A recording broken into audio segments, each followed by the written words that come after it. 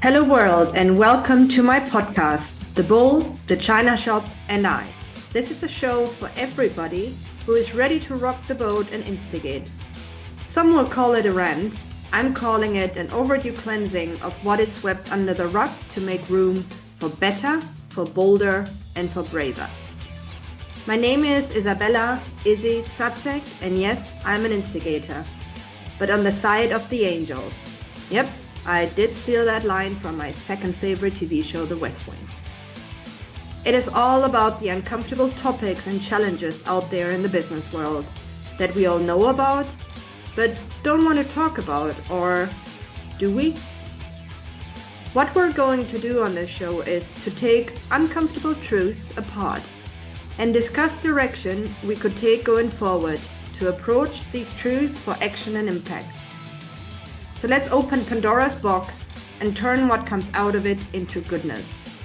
My want for this podcast: raise voices, trigger change, and start actions and a movement. So let's get started. I'm grateful that you're here with us. Don't rock the boat. Don't burn bridges.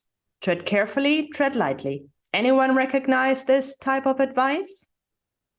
Who has been given that type of advice? And more importantly, how do you feel about this type of advice? For me, this type of advice is a trigger point to ask why and what is happening here. So, listening to my podcast so far, I think you've pretty much figured out that I'm an instigator at heart, and hopefully also on the side of the angels. And what I want to do today is to explore the uncomfortable topics and actions around change and the steps we must take to enable change, accept, and implement it. To expel the myth about change and extract the essence of change and its success. This is why today's episode is called The Bull, the China Shop, and Change. So without any further ado, let's see whether the session holds what the title promises. What is a better way than to start with some historic instigators? So today I picked the following three instigators. Martin Luther King, fighting for civil rights and basic equality. Galileo, going against the Catholic Church and thus the world with science. And the women's suffragette movement, standing up for female empowerment and rights, challenging the status quo with change processes that have still not been fully implemented centuries and decades later. Let's pause a bit and think about it. Thinking about where the world is now and what these three historic figures or groups have fought for is still not completed today. Change is always ongoing. Yes, it will have a start and an end point, and yet it's a continuous evolution and more relevant than ever.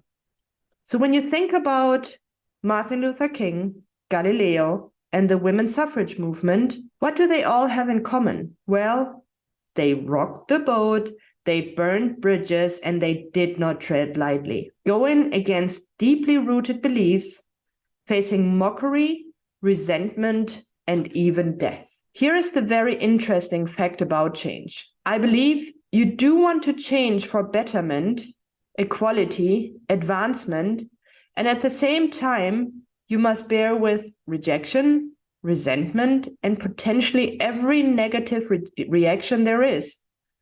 But what if you don't start change? I found an article on Fortune, the CEO Daily email recently, and it was talking about political reform. Gail and Thierry were able to report some recent successes in their reform efforts, it reads. But progress is slow and uncertain, they say. Why? Because politicians from both parties who have benefited from the existing dysfunctional system tend to oppose change. They argue business leaders should be champions of the reform. Granted, this excerpt was on political reform, but it is change, right? Nonetheless, extract the key message here. Progress is slow and uncertain and there are those who benefit from existing dysfunctional systems. Who is your champion and who is your challenger? Who has benefited from no change? How do we expect change to happen when we do not go where it hurts? It takes a special kind of person to be comfortable with the dark side. I get it. And how many of us are truly and honestly comfortable with the dark? How many of us really believe that it is always darkest before the dawn and that dawn actually is about to arrive? Some years ago, I coined the following quote: "Our uncomfortable truths are the foundation of our permanent revolution and/or evolution." So how do we expect change to be acknowledged, understood, and accepted if we are not willing to rock the boat, lift the rocks, and guide humans through the storm? Given some personal tragedies over the past 2 years, I turned to the Kübler-Ross stages of grief to dive deeper into grief itself. Some of you might know that this model has been adapted to show what people are going through during change.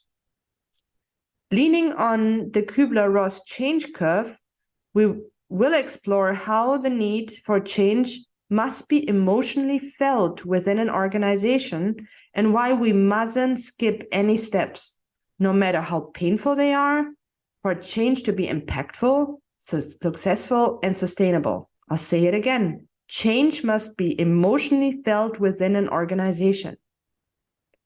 If we do not feel the need to change deep, deep down, will we ever want to change? Will it ever stick? Would I have become the person I am today without feeling an emotional need to change in certain scenarios for my betterment? So when you look at the Kübler-Ross change curve, and I encourage you all to look it up on Google, on the Google machine, take a second and look at it, take it all in, because it's quite a lot that, you know, she does put together, and there are various graphs out there. Let me summarize it. So when I'm about to list all those different phases, notice what emotions show up with you during each step. You will probably feel some emotion remembering the last time you went through change. Also, what are potential strategies and tactics to address each stage? At the core of it all are human engagement and time. So it starts with shock, okay? Surprise or shock at the event. Whoa, change is, being called out. A change management process is started.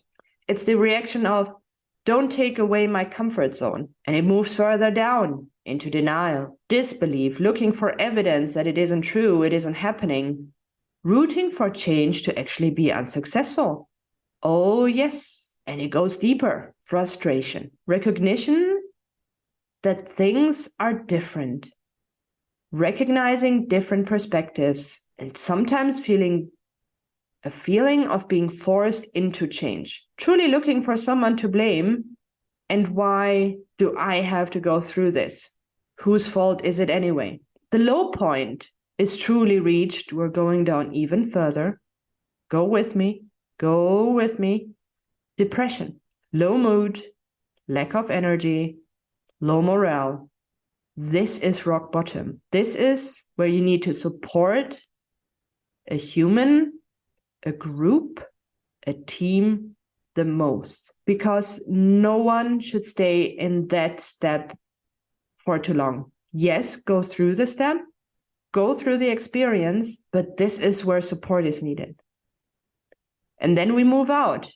The next step is experiment. It's about bargaining. It's about initial engagement with a new situation, trying a new perspective, kind of like, let me figure this out. Let me take my time.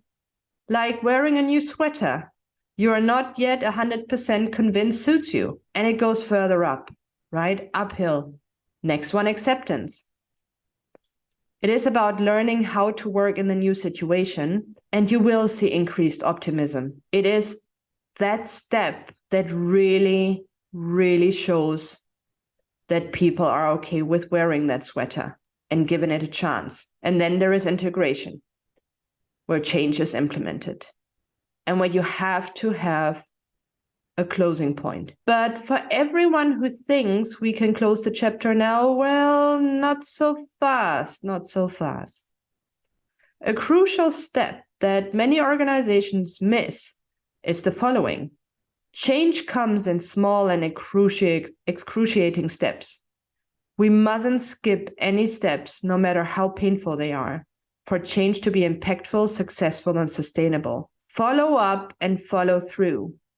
Change doesn't just happen once. It is a journey, an ongoing loop. Deliver short-term commitments as well as long-term goals, and monitor feedback and behavior.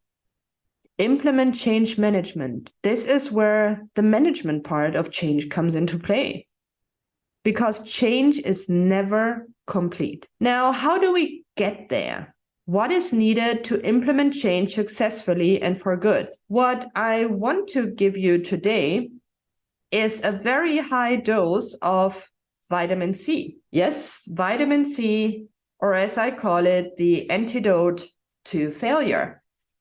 So I've broken down the complexity that is vitamin C into the following key components. For me, at the center stage, there is courage. And then we have clarity, community, connection, compassion, conviction, consistency, commitment. As it is with all vitamins, you do not just throw all ingredients, all vitamins, all components at the same time into change. Depending on the stage you're in, you will need to up the dose on some of the key components while others are already paving the way and are at work. If that makes sense. It's just like taking your supplements, right? Sometimes you need more of this or more of that. So let's go through the components one by one. Clarity. When I start with clarity, it means having clarity in your vision of how you want to make a difference. And your community and support will find you. It truly is the why. If we do not have that clarity about the impact and change we're driving, it becomes confusing and messy and puts people off, and you have them caught in an anger and frustration loop. Then there is conviction. It means showing up, leading the way through exposure and experience. Connection. It means listening to your people in your organization and understanding their perspective and their language so you can use it to communicate with them. It is about reaching them, meeting them where they are. Compassion. It means knowing and involving your champions and challengers, internally and externally. Consistency. Well, it requires consistency and commitment over an extended period of time. Change isn't just a easy done 1, 2, 3 process. It does take time. Commitment. It means finding a rhythm that works for you and the organization to sustain change and have it stick for good. It is about committing to the start and the finish line and keeping it alive and breathing. Then there is community. Courage is easier when there is a community that is there to cheer for you, to applaud you, and help you work towards acceptance and implementation of change. It is that old saying, you can go fast and go alone.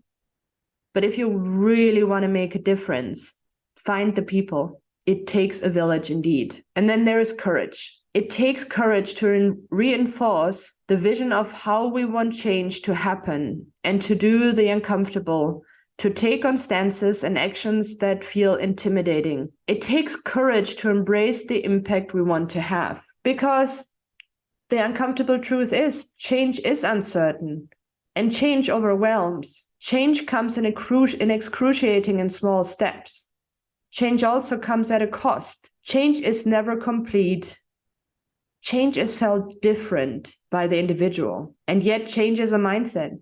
Change always starts with a me and turns into a we. Change is a stretch and growth, personally and professionally. Behind all the business stretches, is tremendous growth. We cannot move faster than our personal and professional growth. The good news is that we can, however, expedite our growth if we have that why, that clarity, that consistency, and give ourselves the right support to build our courage. Change is not just a process that impacts you on one side of the business. Deep change changes you. Change is going through all layers of a business, of an organization, and of life. Change is worth it. I've always loved Margaret Mead's quote, and I believe this sums up why change is worth it and why it's worth fighting for. Never doubt that a small group of thoughtful, committed citizens can change the world.